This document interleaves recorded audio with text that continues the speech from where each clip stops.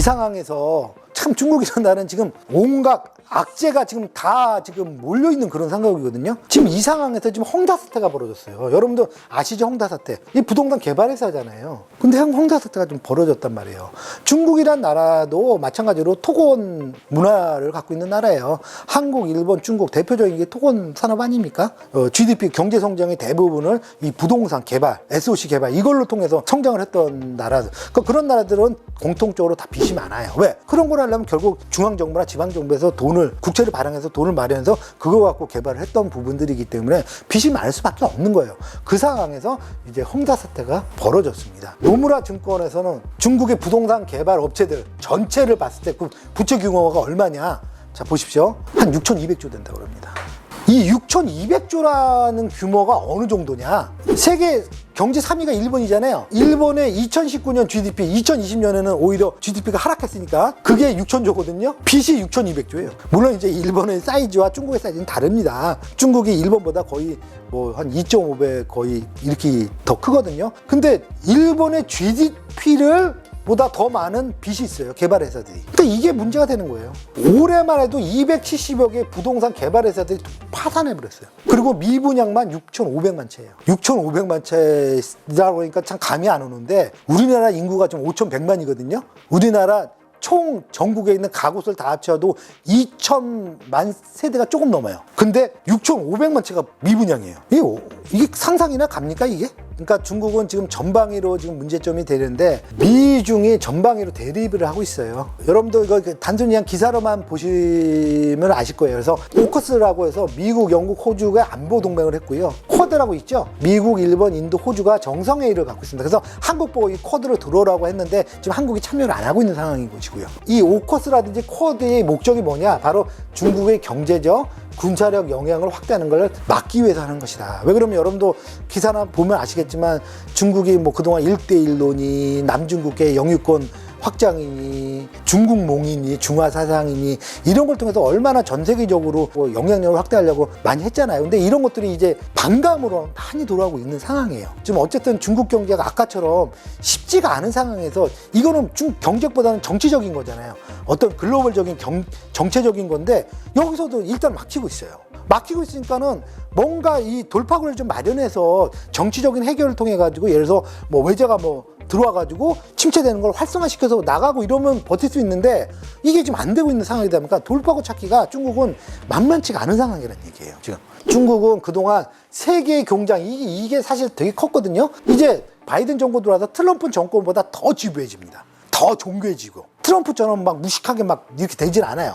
바이든은 정말 예전에 트럼프 정권 때는 미국과 중국과의 대립인데 이제는 중국과 미국의 대립이 아니라 중국과 서방의 대립으로 구조를 바꿔버렸어요. 그래서 미국뿐만 아니라 뭐 일본, 호주, 뭐 영국, 뭐 인도 이렇게 해가지고 우방을 만들어 놓고서 중국과의 대립을 하다 보니까 점점 중국은 고립화될 수밖에 없다. 경제가 어려운 상황에서 좀 이 정치적인 해결이 돼가지고 고립화를 벗어나서 외자 유치나 이런 걸 통해서 활성화를 시켜야 되는데 좀 그게 안 되고 있다는 게 더욱더 안타까운 상황이 되는 겁니다. 그래서 어쨌든 간에 서방들과 협력하여가지고 모든 분야 뭐 경제, 외교, 정치, 특히 인권, 뭐 군사, 무역 이런 것들에서 탈중국을 내세우고 있다. 참 이게 무서운 말인데 탈중국이 이제 나가서 어떻게 하냐? 세계의 공장으로서의 지위도 박탈하려고 하는 그러면서 점점 인도나 베트남이나 이런 쪽으로 해서 전환시키는 시발점에 있다라고 보여집니다. EU까지도 중국까지 지금 결별을 했고 중국과 EU의 투자협정이 지금 결별이 돼버렸어요. 이것도. 그리고 독일에서 지금 좀 메르켈 총리가 지금 사실 중국을 많이 밀어줬었는데 좀 퇴임을 했죠.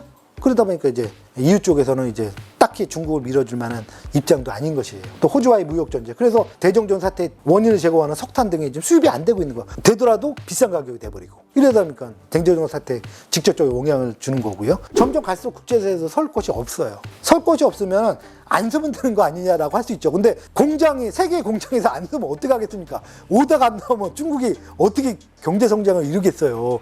그러니까 이게 참 문제가 되는 거죠. 그런 상황에서 이 인권, 신장 위구르의 인권 문제들도 지금 부각이 되고 있고요. 그 다음에 코로나 팬데믹의 어떤 체계, 원죄 그것도 지금 지속되고 있는 상황인 거고요. 그 다음에 해상 영유권 다툼, 이게 남중국해죠? 그 다음에 1대1로 동아시아 쪽, 그러니까 인도, 필리핀, 베트남, 말레이시아 이런 쪽하고 지금 마찰을 벌이고 있고요. 특히 1대1로 이제 아프리카 쪽으로 많이 했잖아요. 전략 외교. 그 외교에 대한 혐오증이 지금 급증하고 있는 상황이에요. 그래서 전 세계적으로 지금 차이나가 엄청나게 욕을 먹고 있는 그런 상황입니다. 그러니까 국제적으로는 설 곳은 없고 경제는 지금 휘청휘청하고 있고 막 사건은 막 왕창 터지고 있고 그러다 보니까는 중국은 지금 대내적으로 대외적으로 지금 문제점만 지금 안고 가는 거예요. 희망이 잘 안 보이는 그런 형국이 돼버렸습니다. 그리고 그 상황에서 반도체, 배터리, 히토리오, 바이오 약품 4대 산업인데 이거는 뭐냐면 이게 최첨단이에요. 쉽게 말해서 부가가치가 높은 사업이거든요.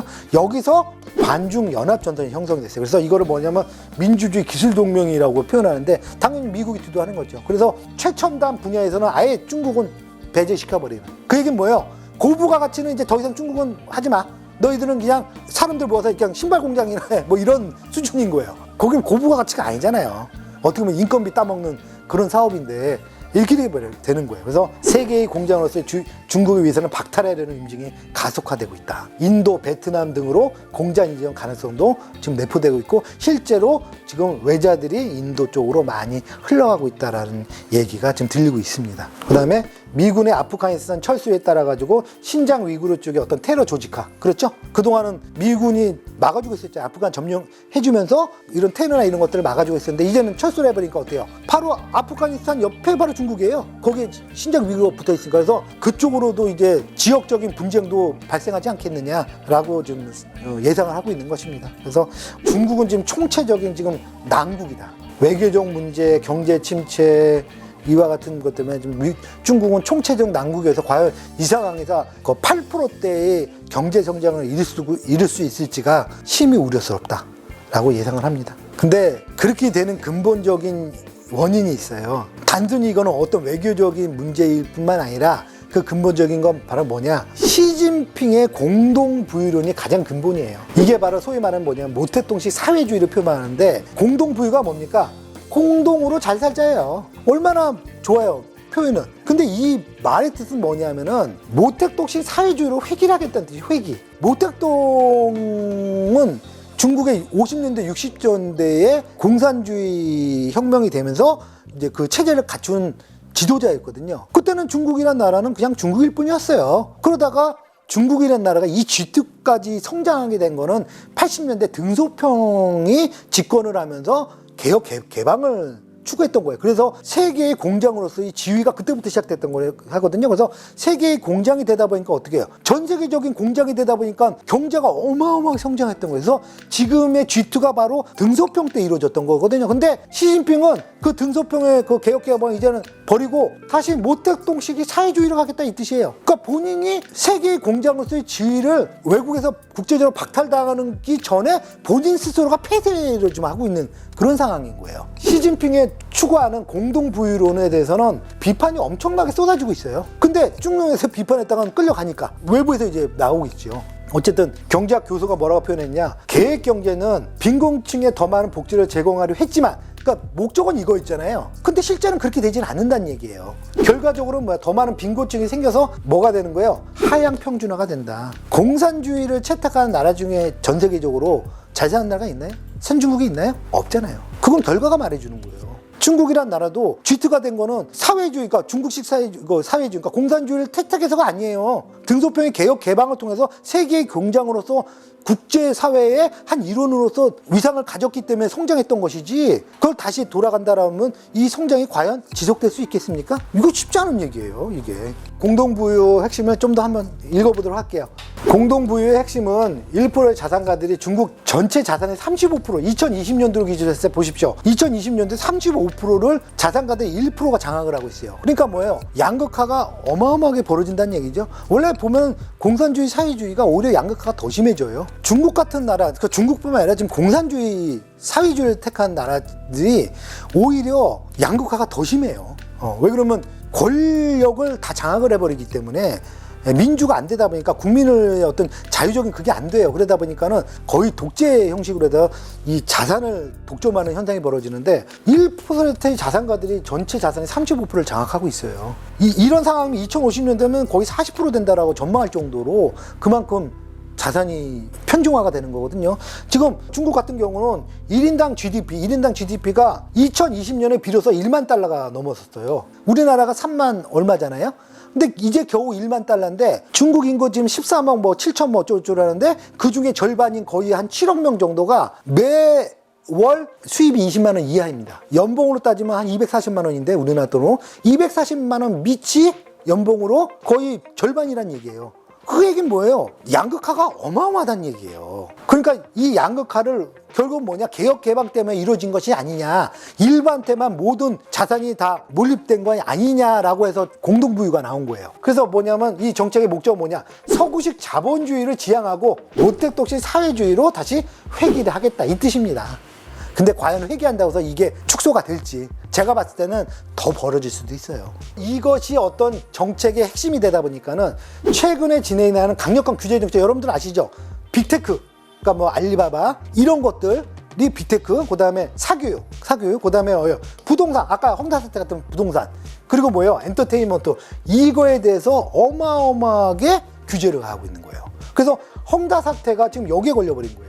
쉽게 말해서 홍다 사태가 지금 대규모 부채 때문에 그 지금 350조가 넘잖아요. 그 만기가 계속 지금 갚아야 되는데 중국 정부에서는 지금 내버려 두고 있는 거예요. 왜? 어차피 그거서 돈 벌어가지고 니네만 먹고 살지 전체를 먹고 산 게 아니지 않느냐, 이렇게 생각하는 거예요. 그러니까 아마 홍다 사태 제가 봤을 때는 중국 정부가 나서기 쉽지 않을 거예요. 왜? 공동부유 때문에 그런 거예요. 지금 그동안 알리바바라든지 이런 빅테크가 사실 성장은 거의 세계적인 기업 아닙니까? 그래서 과연 그렇게 해서 돈을 많이 벌어서 과연 일반 대중들한테 그게 돌아갔느냐예요. 14만 5천만 명 이런 그 중에 절반인 7억 명은 아직도 1년에 240만 원 이하의 수익을 벌어서 살고 있는데, 그렇게 세계적 기업 돼서 본인들 몇 명만 자산이 다 몇천조, 몇백조 달하는 그 자산을 본인들만 갖지 않았느냐, 대부분의 인민들한테 뭔 혜택이 갔느냐라고 얘기한 거예요. 그러니까 어떻게 해요? 이제는 뭐예요? 그런 것도 이제 다 없애겠다 이거야. 없애다기보다는 규제를 하겠다는 얘기야. 근데 여러분도 아시지만 이런 것들 때문에 사실 중국이라는 나라가 성장했던 거거든요.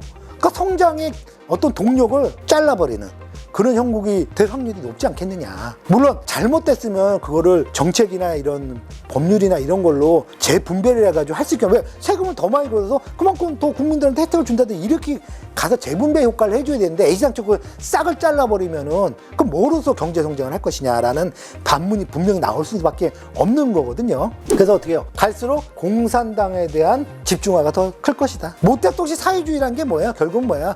공산당 1인 집권을 공고히 하겠다. 그 정점이 누구다?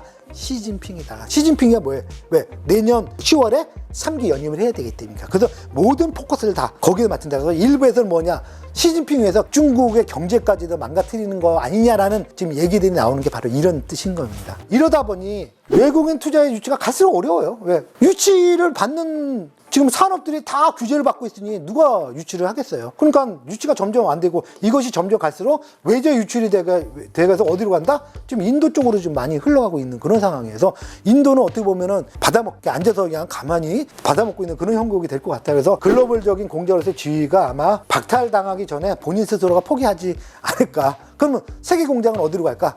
이제 인도, 베트남 이쪽으로 갔겠지요. 이러다 보니까 차이나 리스크가 부상하고 있는 상황입니다. 그래서 미국을 비롯한 이제 서방 세계와의 어떤 압박이 국제적으로 벌어지고 있고요. 그다음에 총체적인 차이나 리스크가 급상승하고 있는데 거기서 보면 뭐라고 지금 신문 기사는 어떻게 요약이 되냐? 폭풍 속의 중국 경제 드디어 올 것이 오고 있다. 그래서 이걸 뭐라고 그러냐?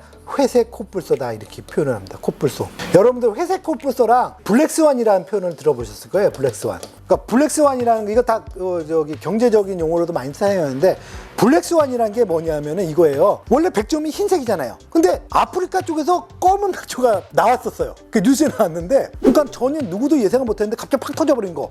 이거를 블랙스완이라고 표현을 해요. 근데 이거 같은 사태가 어디냐? 바로 리만 사태를 블랙스완이라고 표현합니다.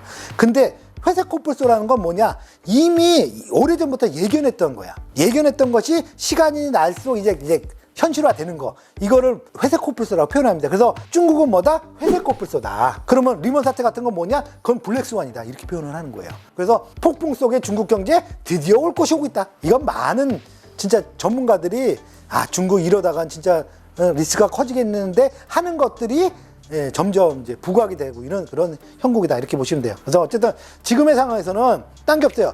외자 유출을 통해 가지고 경제 활성화를 일단 시켜줘야 되는데 지금 이 대립으로 이게 불가능한 상태예요. 특히 이제 중국의 돼지 저금통으로 불리는 게 이제 홍콩이거든요. 근데 홍콩에 지금 몇 년 전에 그 제재를 엄청나게 가했잖아요. 그때 왜 데모 시위 어마어마하게 벌어졌지 않습니까? 그래서 그것 때문에 탈홍콩화를 했는데 지금 중국에서 이거를 이제 푼다고 그러더라고요. 왜? 중국이 그만큼 이제 상이 안 좋다는 얘기예요. 그래서 다시 옛날에 홍콩처럼 자유무역정제로 이제 가려고 하는데 과연 서방에서 얼만큼 그거를 받아줄지는 좀 더 지켜봐야 됩니다. 아무튼 대정전 사태, 홍다 사태 갈수록 중국의 침체 요인이 늘어나고 있어요. 좋은 거는 지금 잘 안 보이고 안 좋은 거, 악영향만 지금 계속 보이고 늘어나고 있는 그런 상황입니다. 국제사회에 대한 중국의 신뢰성이 점점 결여되고 있다. 그래서 중국을 과연 믿을 수 있겠느냐라는 그런 문제들, 얘기들이 계속 나오고 있는 겁니다. 그래서 중국이 안정이 돼야 싼 물건이 수입될 것이고 그래야지 비용 인플레가 떨어져서 물가 안정이 이루어지는 거거든요. 그래야지 아까 얘기한 대로 물가 불안이 해결되면은 금리가 굳이 큰 문제가 되지는 않잖아요. 그러니까 이런 문제가 연동이 되는데 일단 처음 시발점인 중국에서부터 이렇게 문제가 해결이 안 되면은 전 세계가 점점 영향을 받을 수밖에 없다라는 게 참 지금의 사태가 참 안타깝습니다.